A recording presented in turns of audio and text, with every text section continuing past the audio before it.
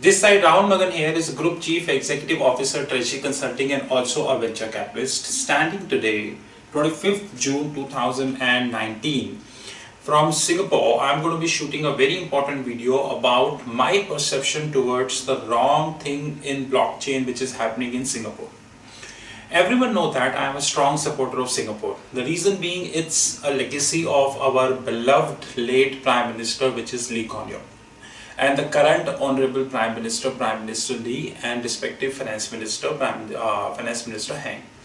But unfortunately, in the last several occasions, when you visit, like recently I visited the World Blockchain Forum, which was at MBS, Marina Bay Sands, for 2 days actually. I observed a lot of things, and yesterday, I don't know if you trust me or not, when I was in one of the meetups of B91, I interacted with one of the founders of the B91. I got to know that he was sharing the same perception which I am having. So there was a lot of panels we were having at World Blockchain Forum, and in one of the panels they were discussing about the digital finance. Practically speaking, honestly speaking, the future of digital finance. So I was there as an audience. So let it be very upfront. I was there as an attendee, as an audience. I was not a speaker. My speaking slot is scheduled next week in one of the conferences, but I was attendee there.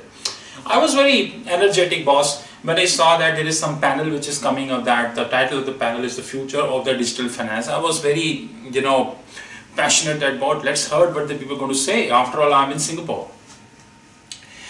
You would trust that the definition of digital finance is the same way we have taken the machine learning or the RegTech.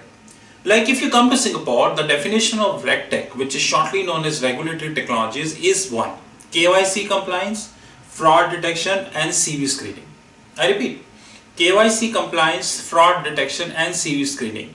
Similar way, this was the same the same definition we have of the digital finance, which is digitizing the financial securities, digitizing real estate assets, and digitizing all the securities which are floating around. In 99.99% of the conferences in Singapore now, a trend is coming, and the trend is that there is no speaking session. There is no question and answer session. So a speaker come, he speak, panel come, they speak, and then you go. And you just have to hear them. So you cannot raise the voice. Even though you stand up and raise the voice, no one is going to bother. And that is something which is highly unfortunate, which is happening in Singapore. That was a trend which we are having in India, that no question and answer session, but unfortunately, to be honest, this trend is getting continued in Singapore also, which is not good for the economy as a whole. Next 2-3 days, we are setting up our Hong Kong entity, and we will see that whether this trend is there is Hong Kong or not. I have best hopes from Hong Kong. I raised a key question. I love asking questions. I stood up and asked just one simple question, that boss, you let me know one thing. By the time these three people are not in sync, which is NSTs, National Security Depositories, number 2, CSTs, Central Security Depositories, third is their clearing agents, like we have Euroclear, like we have LCH Clear, their individual clearing agent, or let me put in a very practical parlance, the clearing agent owned by them. Okay.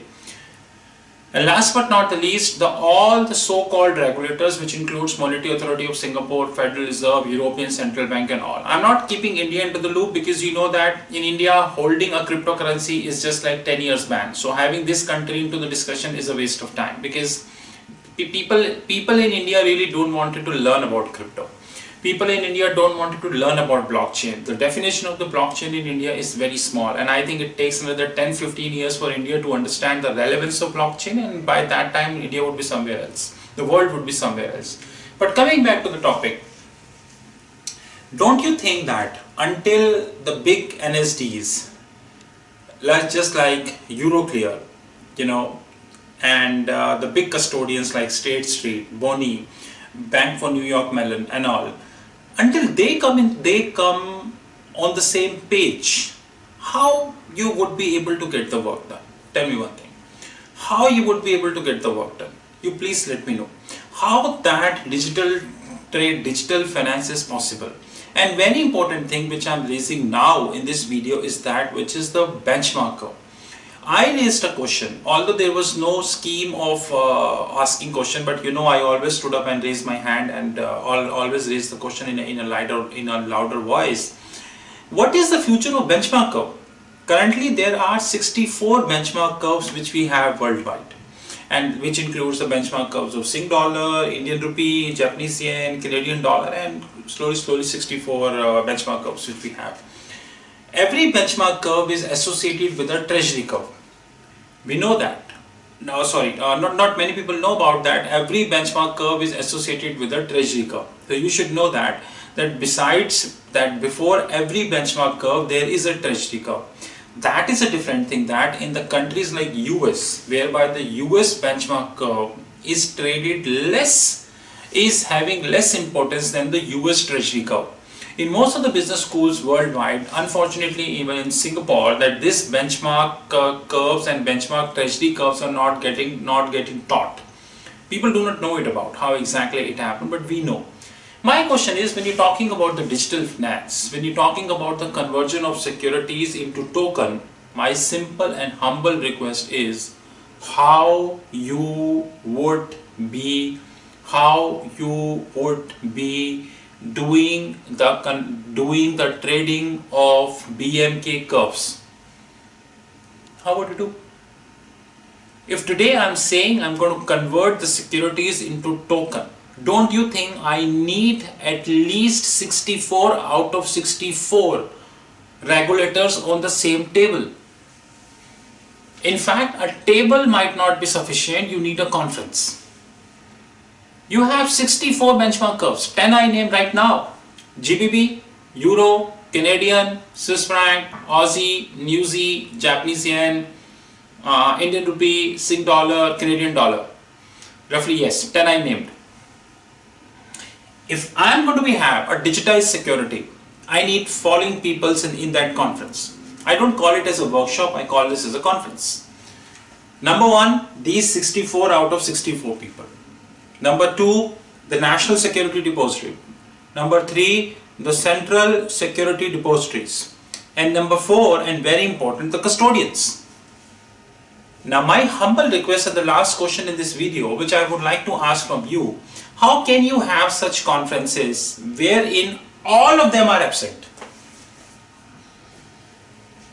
In the entire world blockchain conference, and majority of such conferences, it's not about a one conference, majority of such conferences, the following people are absent. Number one, the regulators. Number two, custodians. Number three, NSDs. Number four, CSDs. Number fifth, and very important, people like us, those who know how BMK and the treasury curves are traded. To conclude my entire video, 5 years before, when the ICO was launched, I was in EXL, in treasury, managing the treasury of EXL. I raised voice that, boss, this is a fraud. But nobody heard me. Everyone laughed on me, Everyone laughed on Steve Jobs when he said Macintosh is possible. Everyone laughed on Galileo when he said that Earth is not square, is not rectangle, it is square. So it doesn't matter. Now the same people, same speakers, same conference, same venue, Singapore and Hong Kong, are saying that ICO is fraud. Now I am saying, take my words, now I am saying that the story which these people are selling of digital finance is a fraud. Or if it is not a fraud, it is a half-baked story. And what is half-baked story? That it is not fully furnished. There are many laws which we have worldwide, MiFID II, and multiple I do not want you to name, they are about to release soon. They are half-baked. Why did MiFID II failed? Because it is half-baked. Why did SFTR, Securities Financing Transaction Regulation, not got the benefits which actually entitled to? Half-baked. To cut the long discussion short, we are in a situation when these conferences, not World Blockchain Forum, all similar conferences, when these conferences are selling half-baked stories. And investors who do not have the functional expertise, they are investing, and at the end, boom. We need to understand that digital finance requires a comprehensive approach, and without having comprehensive approach, having digital finance is inviting a suicide. With this, Treasury Consulting, thank you very much. You know my mobile number 919899242978. You know my fixed income platform www.fixedincome.global. And thank you very much. We already started with our research portal. If you think you wanted to join, you are most welcome. And let me land to India on 6th of July. I'm going to have a very big video on our board, which is that how digital finance would work according to me. With this, we thank you very much, and we keep doing the challenging to the status quo. Have a good time. See you soon.